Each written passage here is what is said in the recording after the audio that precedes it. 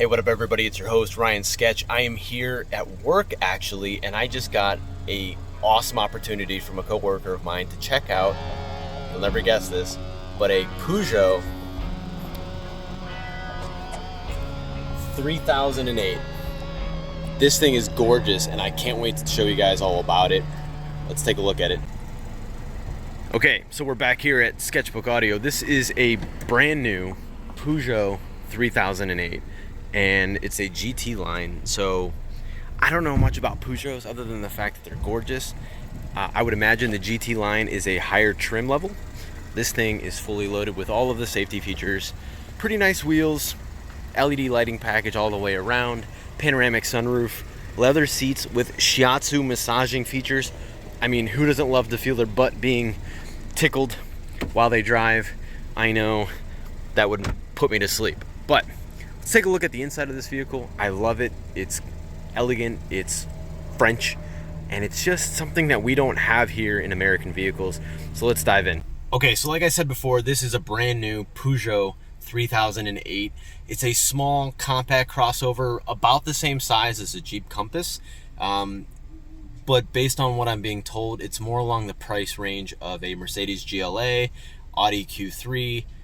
It actually feels smaller than an Audi Q3 though, so I'm assuming all the technology and the design goes to keeping the price up a little bit, but quite frankly, I think this is just a better looking vehicle, and let me tell you why. Let's take a look at the inside and the dash. And before we go from this view, you can see the seats and everything. I mean, these are sporty looking seats. I love the stitching pattern. You just don't see something like that in most American cars, let alone a lot of foreign cars that come into the United States like Kia. Although Kia and Hyundai have been doing a pretty good job with their quilting patterns on, say, the Palisade and the, I can't think of the name of the Telluride. Yeah. But this just takes it up another notch. And I don't believe any of those SUVs have massaging chair features. So, again, let's take a look at the front and the dash and everything. And I think you guys are really going to appreciate this. Okay, so I've gone to the furthest distance on my camera to really pull back and get sort of a fishbowl view of this thing. But I mean, take it all in. You've got a 2-spoke steering wheel with a flat bottom, of course, the GT line feature, which is interesting that they call it the GT line because that is also what Kia calls their a couple of their smaller cars. They got the GT line, like the Kia Soul GT line and the Kia Forte GT line. But you'll notice immediately that this car was meant for the driver. This whole thing right here wraps around the shifter, which is very unique. I would definitely say this is something that feels right at home in a European vehicle more so than in an American vehicle. We've seen Audi, BMW, and Mercedes use shifters that are similar. No dials, no real pulling motion. This is simply, actually this is exactly like what Mercedes does with theirs. So you push forward a little bit, you pull back a little bit, and you push this for park. And then there's also I don't know what the unlock feature is. I'm assuming that's, I put my foot on the brake and then I push this unlock button and now I can move back and forth. So let's actually try that. Okay, so now I'm in neutral. I'm holding this unlock button and I put it in drive, foot still on the brake. I'm going to push park. And now, as you can see, we are in park. I can also push this manual button to get manual mode. And oh yeah, paddle shifters. Now these paddle shifters are the kind I like because they are mounted to the steering column and not to the steering wheel. That is more of a true race car type feel. I just like it better. Alfa Romeo does it, a couple other companies do it, but a lot of American car companies put the paddle shifters on the steering wheel, and I don't like it because when you're going all the way around like this, your hand kind of has to paddle, and not feeling it. I like having it here so I can steer with one hand and paddle with the other. Let's talk about the driver-oriented features though. I mean, you have all of these really nice toggle switches that are kind of like piano keys. It's interesting. You have this nice bright work that wraps around the shifter. Everything is very intuitively laid out. I would imagine this is the all-wheel drive features, like a terrain selector that the Jeep Compass might have, or the Renegade.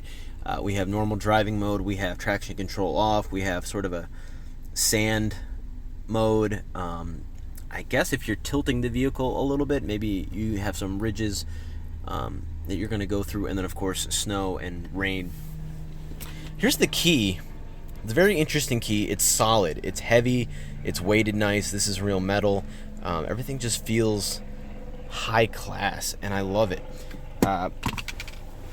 The whole IP design layout, I love the two-tiered level. The floating screen, I mean, you either love it or hate it. I've come to appreciate it a little bit more. However, it just looks like you can rip it off, and there are other cars that do it a little bit better, but whatever. It looks good in here. I like the font, the text, the color. Everything is real easy to read. There's a lot of features on here. I'm not going to go into any of them, but one thing that I do want to point out, it has Android Auto.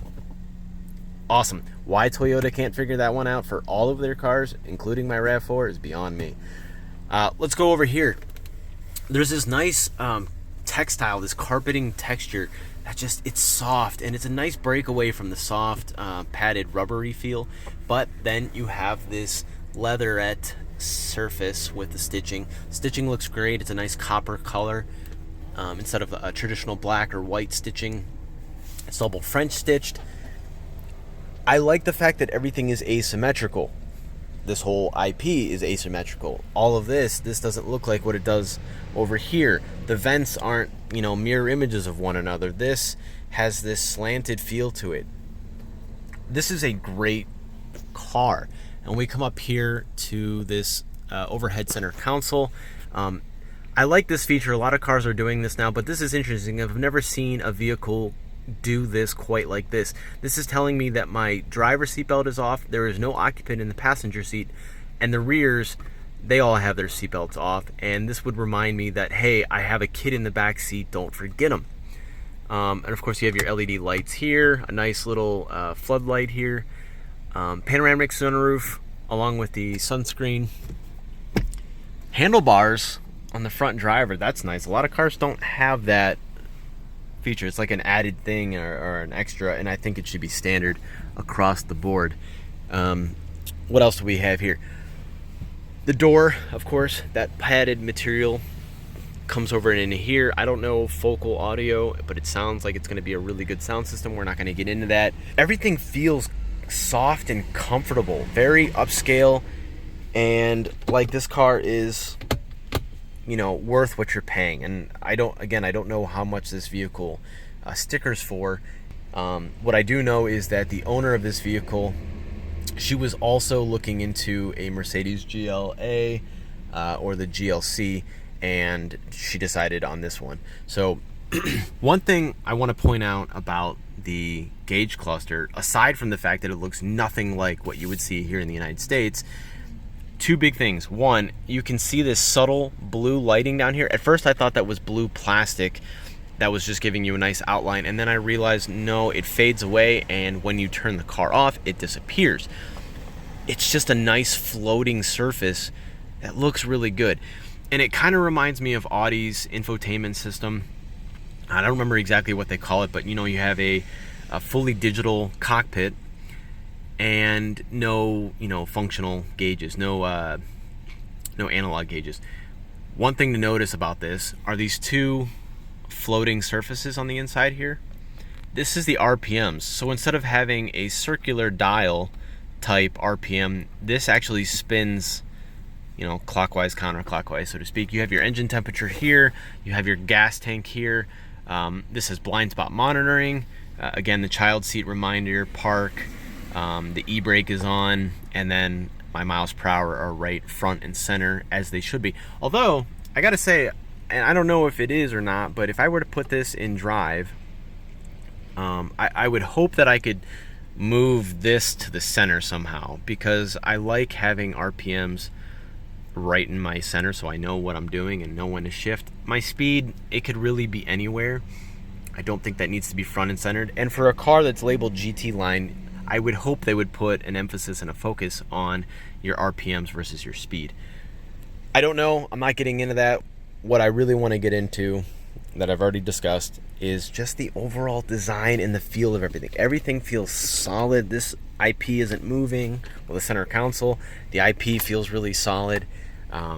Everything has a really nice intuitive layout, and it's just different. a Jeep Compass or a Jeep Cherokee or the Jeep Renegade, everything is very symmetrical. What it looks like here, it looks like over there. Same thing with something like a Mustang. They're identical cowls on both sides.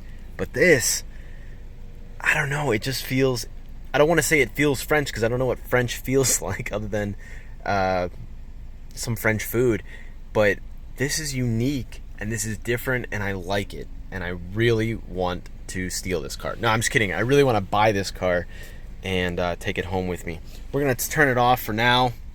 Take a quick walk around the outside. This is the engine start stop. I'm going to push that. There's the little animation. Tells me this is a Peugeot. Cockpit is what they call it. Great name. And I love that line. I was told by the owner that when it's night outside, the mirrors actually project the Peugeot logo on the ground, and Peugeot has a great logo, so that is definitely something that I like. Massaging chair features, memory seat features, your lumbar support forward and back. This has a nice telescoping leg kind of bolster. This, a lot like a lot of European cars, you push this and it opens up, dual panel, and then you can close each one individually or you can leave them both closed, whatever you want to do. Now on the outside, of course, we have the panoramic sunroof. We have roof rails that don't seem to have very obvious spots to put cross rails, but you can see little divots in the holes. There's probably two right here where you could probably put cross rails.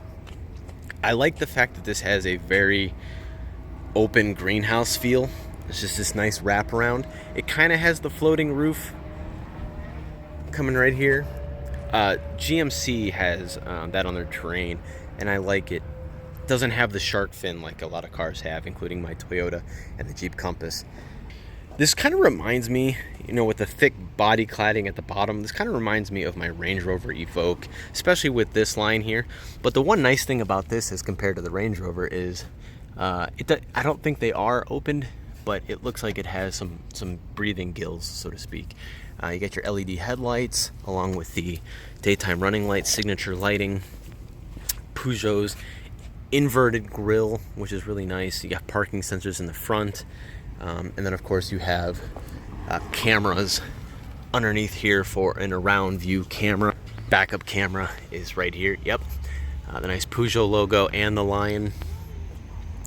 Overall, this is just a great car, and we have dual exhaust, but I don't believe, nope, these are actually much like the Toyota Corolla, the new one, where they look like they have dual exhaust, but they don't really. There's the single exhaust outlet. So anyways, that's the brand new 2019, maybe 2020, I don't know exactly, Peugeot 3008. There's the fancy key, the little lion on it. I really wish these things would come to the United States. Peugeot has been talking about coming to the United States as well as Citroën. Whether it'll happen, who knows. It would appear that Fiat's little experiment hasn't gone over as well as they had hoped, so that may be sort of a negative sign to Peugeot and Citroën to stay away from the United States, but who knows. That's all for today. The 3008 Peugeot. I hope you guys enjoyed it. I'm going to get some more time with some more weird cars around here. Hopefully, I'm going to be going to Mexico soon to do a review on the Fiat Tipo, specifically the Tipo Sport. So stay tuned for that. Thanks for tuning in to this week's episode of Sketchbook Audio and our little review of Peugeot 3008. Till next time.